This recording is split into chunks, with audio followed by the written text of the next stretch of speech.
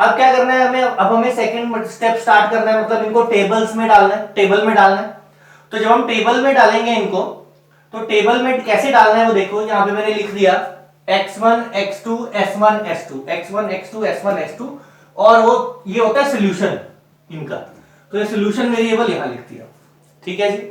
सबसे पहले ऊपर यहां लिखा है सीजे, सीजे क्या होता है, कंट्रीब्यूशन, फुल फॉर्म होता है इसका कंट्रीब्यूशन पर यूनिट। अब हमें क्या करना है, ये वैल्यूज इस टेबल में डालनी है। कैसे डालनी है, बहुत सिंपल है। सबसे पहले ये z के सामने वाली वैल्यूज, x1 के आगे 6 है, इसके आगे 8 है, ये 0 है और ये 0 है, यहां पे डाल दी। फिर पहली कंस्ट्रेंट जो है, x1 उसमें 30 है, x2 उसमें 20 है ना। s1 जो है वो 1 है, s2 है नहीं, s2 है नहीं ना, दिख रहा है। अच्छा जो नहीं है वो 0। हमें मालूम ही है कि S1 इसमें यूज नहीं हुआ, और यूज नहीं हुआ तो 0 है, ठीक है। आपको जैसे कंफर्टेबल हो, आप चाहो तो इसको यहां पे +0 S2 लिख सकते हो, वरना आप क्या मान सकते हो कि जो चीज है नहीं, अब इसमें S2 है नहीं तो उसका कोएफिशिएंट क्या है, 0। बिकॉज 0 S2 लिख दो या 0 लिख दो या मत लिखो, एक ही बात है। आगे बात समझ। सोल्यूशन कितना है 300, वो हम लिख देंगे यहां पे, है ना। ये तो सिंपल है, सिंपल यहां से वैल्यूज उठानी है और यहां लिख देनी है। आई थिंक इसमें तो कोई इतना खास पॉइंट नहीं है, ऐसे ही ये वाली भी लिख देंगे 5 10। अच्छा अब इसमें S1 है नहीं, है ना, S1 है नहीं तो 0, S2 दिया हुआ है तो इसका कोएफिशिएंट 1, ठीक है जी। और इसका सॉल्यूशन 110, ठीक है जी। इतना आपने ये पोस्ट कर दिया। फिर क्या करना है, बेसिक वेरिएबल लेना है। बेसिक वेरिएबल कंस्ट्रेंट से आता है। इस कंस्ट्रेंट में S1 है क्या, वो इसका बेसिक वेरिएबल। दूसरे कंस्ट्रेंट में S2 है ना, तो उसका कोएफिशिएंट है ना, उसका S2 यहां आ गया बेसिक वेरिएबल में। और इनके ऑब्जेक्ट फंक्शन क्या है, 0 0, ये है ना ऑब्जेक्ट फंक्शन 0 0, तो वो यहां ले लेते हैं, ठीक है जी। इतना आपने कर लिया। फर्दर करना है। अच्छा हम कर क्यों रहे हैं ये क्वेश्चन, क्यों कर रहे हैं, हमें वैल्यू निकालनी है किसकी, x1 और x2 की वैल्यू निकालनी है। x1 और x2 की वैल्यू निकालने का मतलब क्या है, हम ये समझें कि हमें x1 या x2 दो हमारे प्रोडक्ट्स हैं, हमें ये देखना है कि हमें कितना x1 बनाना है, कितना x2 बनाना है। और जब हम x1 और x2 को मार्केट में बेचेंगे तो x1 बेच के 6 प्रॉफिट होगा और x2 बेच के कितना प्रॉफिट होगा, 8 प्रॉफिट होगा। तो इस प्रॉफिट को हमें क्या करना है, मैक्सिमाइज करना है, ठीक है जी।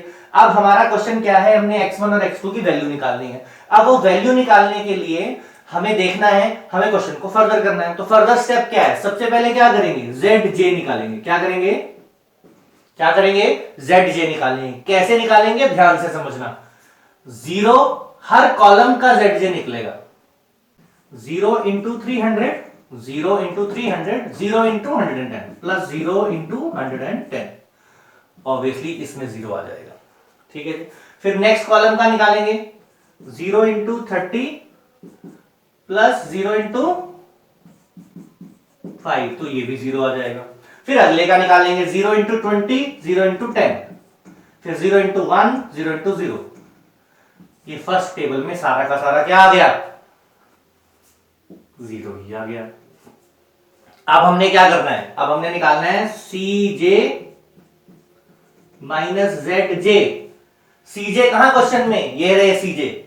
ZJ कहां है क्वेश्चन में, ये रहे ZJ। CJ ZJ, CJ minus ZJ, very easy. 6 minus 0 6, 8 minus 0 8, 0। अब जब हम टेबल को इतना सॉल्व कर लेते हैं तो हमें यह पता लग जाता है, मतलब हम इस पोजीशन में आ जाते हैं कि हम ये बता पाए कि ये जो टेबल है इसमें जो आंसर था, वो मैं बाद में बताऊंगा नेक्स्ट टेबल में कि आंसर कहां होता है, लेकिन इसमें जो आंसर था वो ऑप्टिमम है या नहीं, ऑप्टिमम मींस बेस्ट है या नहीं, ये निकालने के बाद CJ माइनस ZJ हम इसलिए निकालते हैं। अब मुझे कैसे पता लगेगा कि ये जो आंसर है, मतलब हमें क्या करना है, हमें बेस्ट आंसर निकालना है। तो बेस्ट आंसर निकालने के लिए हमें ये यहां से पता लगता है कि हमारा जो ये वाला आंसर है, मतलब प्रेजेंट टेबल का आंसर है, वो बेस्ट है या नहीं, हमें यहां से पता लगता है, ठीक है जी। अब कैसे पता लगता है, अगर तो ये सारी की सारी वैल्यूज 0, नेगेटिव या दोनों का मिक्सचर, मतलब जीरो होती, नेगेटिव होती, या दोनों का मिक्सचर होती, कुछ जीरो होती कुछ नेगेटिव होती, तो हम क्वेश्चन को यहीं स्टॉप कर सकते थे और हमारा इसी टेबल का आंसर जो है वो बेस्ट होता। पर अभी तो ऐसा नहीं है ना, सारी वैल्यू जीरो और नेगेटिव तो है नहीं, ये तो पॉजिटिव वैल्यूज है। तो इसलिए मुझे क्वेश्चन को आगे करना पड़ेगा। अब आगे करना पड़ेगा, तो मुझे जब क्वेश्चन को आगे करना पड़ेगा तो मुझे क्या करना पड़ेगा, न्यू टेबल की वैल्यूज निकालनी पड़ेंगी। तो टेबल 2 के जब हमने एलिमेंट्स निकालने हैं तो हमारा सबसे पहला स्टेप क्या है, हमें की कॉलम निकालना है। क्या निकालना है, की कॉलम निकालना है। की कॉलम, कॉलम ये होते हैं, दीज आर द कॉलम्स। अब की कॉलम कैसे निकालना है, की कॉलम जब आपको निकालना है तो highest element in Cj minus Zj, highest element in Cj minus Zj ये रहा, इसको हम हाईलाइट कर लेंगे। तो ये आपका क्या बन गया, की कॉलम बन गया। अब की कॉलम आने के बाद आपको निकालना है की रो। की रो कैसे निकलती है, की रो निकालने के लिए होता है मिनिमम रेशो। ठीक है जी, मिनिमम रेशो, आगे बात समझ। अब ये मिनिमम रेशो हम यहां पे निकालेंगे। ठीक है, और एक और चीज आपने ध्यान रखनी है कि कई बुक्स में या कुछ ऑथर्स जो हैं वो की कॉलम की जगह pivot column, pivot row, pivot word भी यूज करते हैं। तो कोई बात नहीं, वो एक ही बात होती है, कोई फर्क नहीं पड़ता, करना क्वेश्चन वैसे ही। की कॉलम हमने निकाल लिया, की कॉलम के बाद हमें क्या करना है, की रो निकालनी है। की कॉलम के बाद की रो निकालनी थी। की रो निकालने के लिए हमें क्या ध्यान रखना है, मिनिमम रेशो निकालना है। और मिनिमम रेशो कैसे निकलता है, ये सोल्यूशन वेरिएबल 300, इस रो का सोल्यूशन वेरिएबल 300 और डिवाइडेड बाय की कॉलम में क्या है 20। आगे बात समझ। फिर सिमिलरली इस रो में सोल्यूशन वेरिएबल क्या है, सोल्यूशन वेरिएबल 110 डिवाइडेड बाय की कॉलम में क्या है 10। इसको डिवाइड करके आ गया 11, इसको डिवाइड करके आया 15।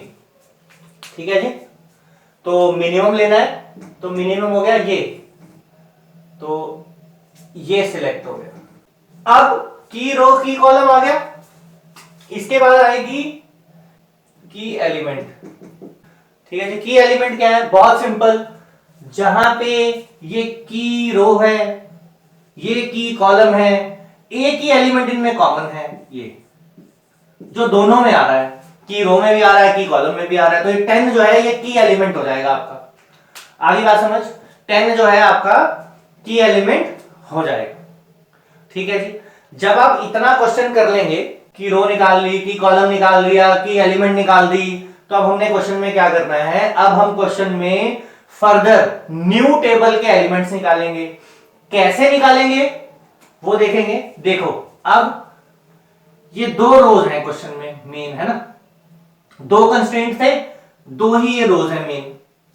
इन दोनों रोज में, इन दोनों ही रोज में के नए एलिमेंट्स निकलेंगे। अब ये दो तरह की रो है, एक रो क्या है, की रो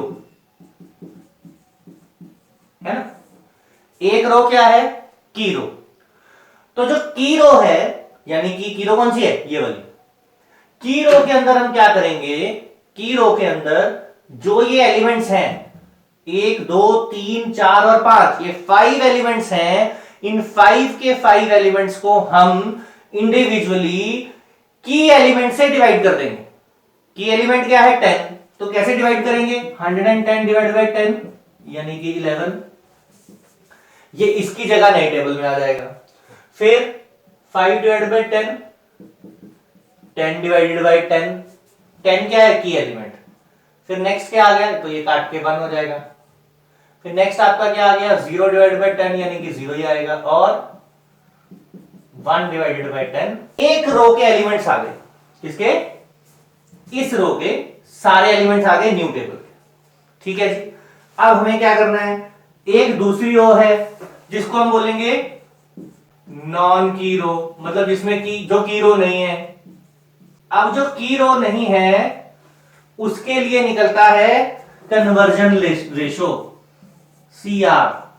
क्या करना है, जो नॉन की रो है यानी कि ये, इसको इसके न्यू एलिमेंट्स निकालने के लिए आपको कन्वर्जन रेशो निकालना है। कैसे निकालना है कन्वर्जन रेशो?